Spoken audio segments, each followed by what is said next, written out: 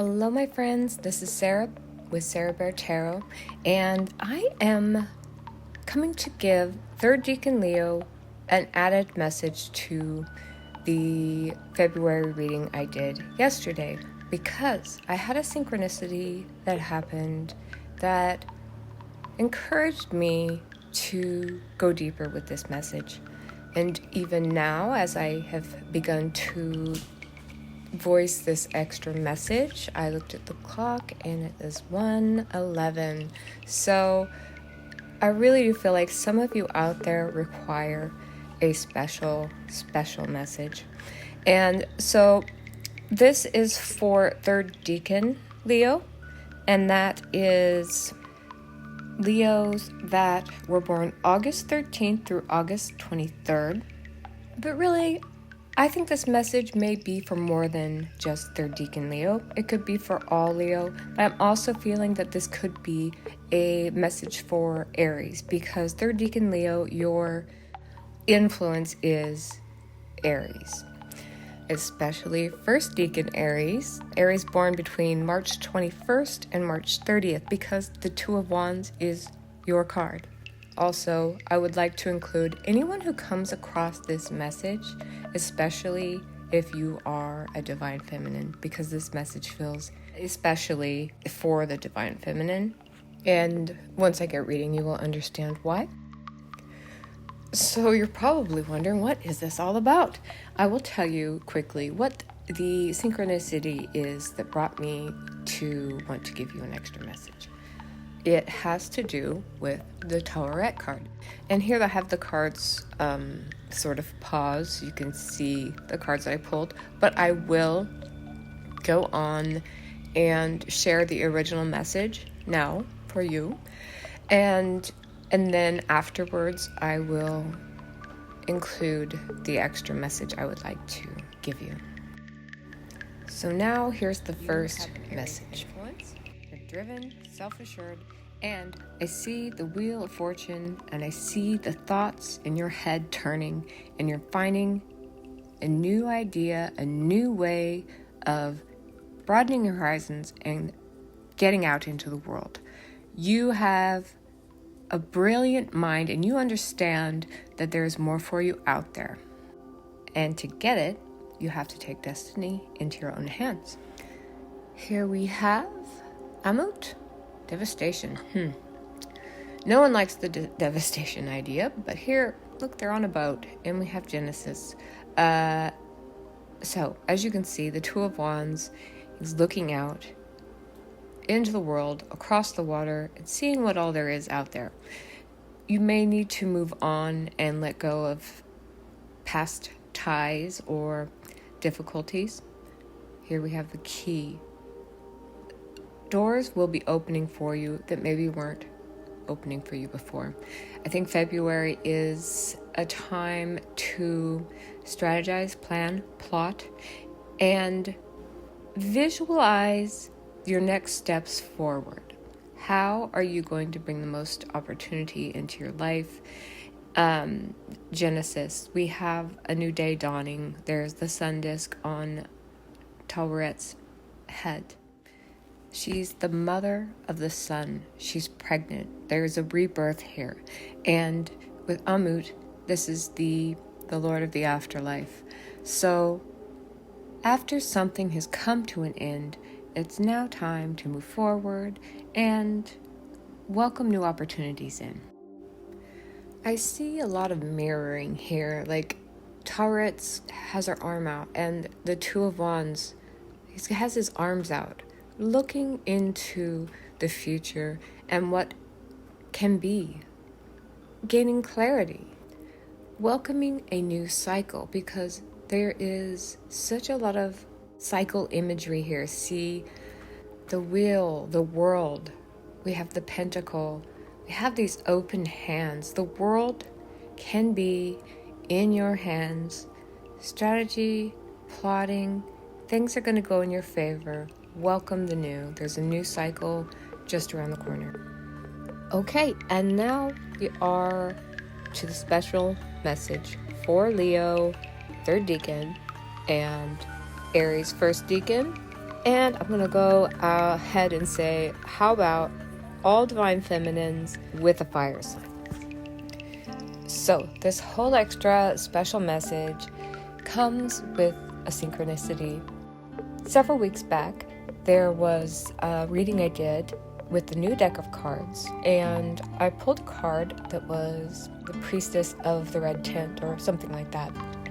And I hadn't heard the story of the Red Tent, but it does refer to the tents that women used to be confined to when they were menstruating.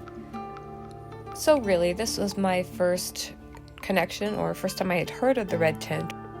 And so just after coming into contact with that card, I was looking online for a book. Anyway, a book called Red Tent came up in my recommendations, and I was kind of, I don't know why it showed up, but it seemed significant. So it was on hold. I got it the other day. I've been listening to it, and today, when I was listening to it, Taweret appeared in the story, and I really liked that I had just done a reading, this Leo reading, with Taweret in it. And enough of that for now. I pulled extra cards. We have Sachet Wisdom. So, hold on. I was kind of picking up the feeling that there's a new cycle ahead, and for Divine Feminine, for mothers especially, because Taweret is the protectress of women, pregnant women, and symbolizes rebirth. She's pregnant. She has the sun, the birth of the sun. What I'm feeling is, after devastation, we have this rebirth coming in, and this may be especially significant for those of you who have lost children. I feel like this has to do with the devastation, the loss of something major in your life, and it could be a child, or the possibility of a child, or a child in a past life, or simply a beloved dream. But I think that has passed. The Wheel of Fortune was in the original reading. This is the end of a certain cycle and the beginning of a new, and the wheel was upright, a new positive turn. We now have perseverance and wisdom to add to these cards. So let's get into this. Now, I'm not quite sure how, but Taweret she gives birth to the sun each day. And Nath, or whatever, the I don't know how to say her name, sorry, Perseverance card, she is also said to be the goddess, the mother of the universe, and the sun ray. So we have this strong element of the sun, of this clarity of light, of the strength of women, and of birth. We have wisdom. You can be guided by the light. Let wisdom be your light. Let it be your guide. Sachet, the scribe, she reveals herself to you to illuminate your path with wisdom and knowledge. Nath is the hunting goddess, the creator of weapons, and a guardian of the dead in battle. She is there to remind you of your strength and your ability to persevere. This Ankh speaks of sacred knowledge, and I want to say this is the sacred knowledge of the priestess, of the woman, and the knowledge that we have of creation, the strength we gain from our ability to conceive and carry life. Also thinking of the wisdom of the midwife. The story that I had been listening to, the Red Tent, imagines life through the eyes of the only daughter of Jacob from Genesis in the Old Testament. She's the daughter of Leah and is trained as a midwife by her aunts. The devastation she had to go through was the love of her life being slaughtered, and his whole family by her brothers and her father, though she was pregnant when she left her own country and went to Egypt with her mother-in-law. She gave birth to a son, and he was taken from her by his grandmother to be raised. So she had another devastation, the loss of her son, even though he still lived. So this is how it came to be that Dina was in Egypt. And this is where she became acquainted with Tauret when she was giving birth, and she became a midwife there. So she really did leave the land of the dead, where there was nothing but devastation, and she went to the Nile, and she did find love again. Hopefully you see why I told you that story. This is the story that came up coincidentally, and I thought I would share it because it felt meaningful. And I like how this card, it kind of matches the story. She of the invisible ally, she's walking on the sand alone. And we actually got a match here. We got the crown of Hathor, or the crown of Isis, a symbol of power, of divine feminine and masculine energies coming together. It's the sun disk. It's illumination. Also, we have the Eye of Horus, and we find that here as well on Amut card. And another mirroring I want to say is the Amut is lion, crocodile, and hippo. And Tauret is a hippo with a crocodile back, and she's also associated with the lion. So, interesting. Past life. This kind of, I feel this connects to the Wheel of Fortune. The Wheel of Fortune isn't necessarily only about gaining fortune, but it can be the cycles, and it can be, therefore, a cycle of different lifetimes. So there's karma that can be worked through. Perhaps the loss or devastation in the past is about that. It's a carryover from a different lifetime, and now you have transcended that and are ready for an entirely new cycle. And transmute. So we have number 44, so maybe that's significant for you. Sacred power, transmuting what is no longer working. This life and this cycle in your life at this time is the time to shed what is old and be reborn and vulnerable. I'm thinking there's the grass in the Tauret card and the snake going through the grass. This is, there's an element of fertility in that, the feminine and the masculine. The Eye of Horus, on this card it says healer. Heal yourself. And there's an energy here there's such a lot of energy here about sacred knowledge. I think you are a light worker. You're gifted. You have the ability to heal. And that is a light that you are meant to share in some way for some of you. The Eye of Horus is also protection. And she of the invisible ally, the card with the woman and the whale, speaks of someone watching over you. Spirit guides. This could be souls that have passed on from this life. Now, I'm going to actually read from the